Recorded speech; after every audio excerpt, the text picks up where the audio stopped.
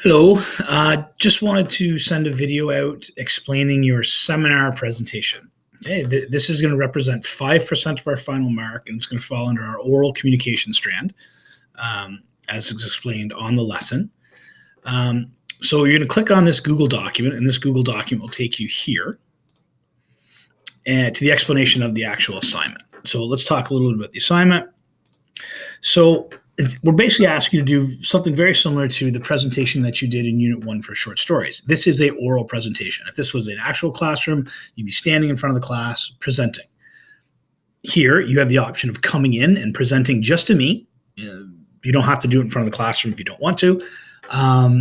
Or you can do it by video and send it in. If you're choosing not to come in, you can send it in from home.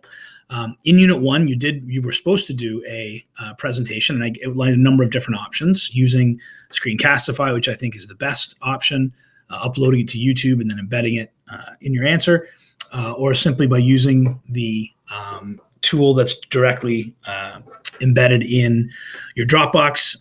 So please go back and review the two videos that I put on Unit 1, Lesson 3. I think I put it down at the bottom here.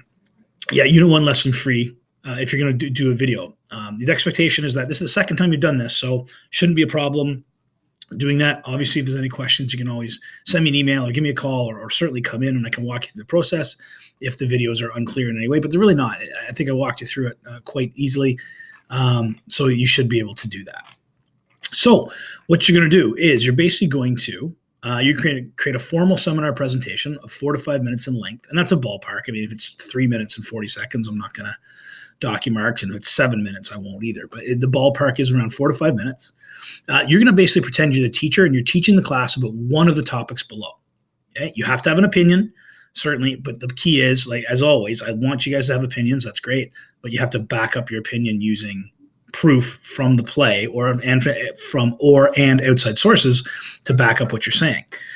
Be sure if you are doing a presentation, you're not simply reading it. My suggestion is to have a sheet in front of you with just like a cue card, just some points, and be comfortable enough with the material just to talk about it.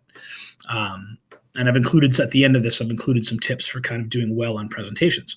So what you're going to do is you're going to choose one of these topics, and you're going to create a thesis statement. So you're going to prove something about it.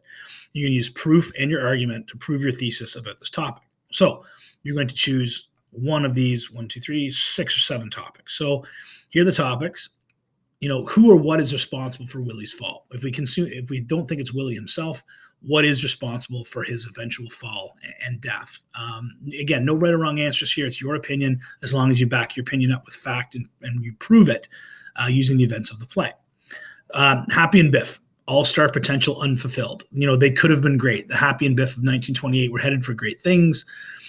Obviously that didn't happen. Why? In your opinion and based on the play, why did that not happen? So your thesis you're going to create is going to be the reason why they didn't fulfill their potential. The real tragedy of Willie Loman's death is that nobody learns from it. And here we mean nobody in the actual world of the play. So Linda, Biff, Happy, etc. No one really learns anything from it. Is that a true statement or a false statement? You can certainly argue either way, again, as long as you prove what you're saying. In what way could this play be considered one about conflicts or relationships between fathers and sons? Could be mothers and daughters, could be, relationships between family members, certainly. So your thesis there would be you were going to try to prove that, yes, it is about relationships, or it is about conflicts between family members, and, here are 3 reasons why. Willie Loman had the wrong dreams. Explain why. You're going to come up with your thesis statement is, yes, he did have the wrong dreams, and here's 3 reasons why, and you're going to prove those reasons using proof and examples. The play is really about mortality and leaving something behind. Willie Loman is trying to write his name on a cake of ice on a hot July day. That's actually a quote from Arthur Miller, who wrote the play, basically saying Willie Loman is kind of futilely trying to leave his name on something, but it's not happening, just like ice would melt in July. Come up with a thesis around that and some examples to back up what you're saying. In the final one, in the broadest sense, Willie's hopes and goals were pure, and pity and sorrow arose for his agony when he does not attain them. So basically, that's your thesis will be that we as the reader feel pity and sorrow for Willie, that he is truly a tragic figure. So you're going to choose one you feel you can best do and best argue. You're going to have one argument, and then you're going to have a series of examples backing that up. So you have your thesis statement, one reason why you think it's happening, and then a number of examples from the play to back it up. You will do this orally, yes, but you will also hand your written in, the good copy of your written, with a works cited and embedded citations into the Dropbox as well. Okay, so I will be assessing your oral only, but I do want you to go through the process of doing this in writing, hand it in the Dropbox. It'll be run through turnitin.com to make sure that it's all original work, and these are your ideas. Again, you can use other people's ideas. You can use outside sources. By all means, you actually get marks for doing that, but you want to make sure that you embed your citations when you use someone else's idea, and you make sure those citations appear on your works cited page. And if you're not sure what I'm talking about, which you should by now, please go take a look at our Writer's Toolbox section on of your content page, and look at there's 3 separate posts on MLA sources and citations. Yep. So just like I said, hand in a written version of your presentation with embedded citation works cited page. Please make sure to make direct references to the play in your presentation. This is the most important thing. Okay, that you explain how the quotes you use are important. Make sure you have a thesis based on one of the above topics. You're going to have to do a creative element and have to bring some kind of creative. It can be something that you create or something you find on the internet that in some way relates to your topic. I want you to bring it in, show proof of it, whether it be embedding it in a link or showing it on the printing it out, or you can even like have it on your computer screen and video the screen where the creative takes place. It could be a song, same kind of things you did with the last presentation as well. We want to bring in some creative stuff here and take a look at some of your talents that lie outside of just writing, and see if you can be creative and find something else from the outside world that in some way relates to whatever your topic is. Okay.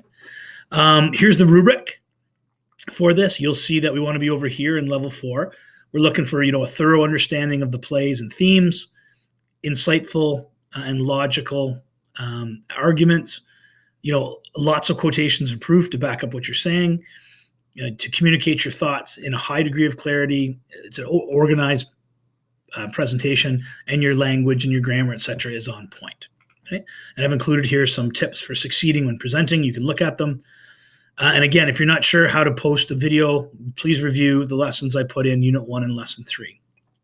So just going back to our main screen here. So this is worth 5% of your final mark, and it's on the oral communication strand. It's our second of 3 presentations we'll be doing in the course. And it's going to be due on Thursday, November 14th. I know I said the course schedule says the 13th, but we're going to give you an extra day. So we'll give you a couple days to work on that. And again, just before midnight, and the video is going to be here explaining it. Okay, so good luck. If you have any questions at all, please let me know. Call, email, or come in would be the best thing, and we can sit and have a chat about it. Okay?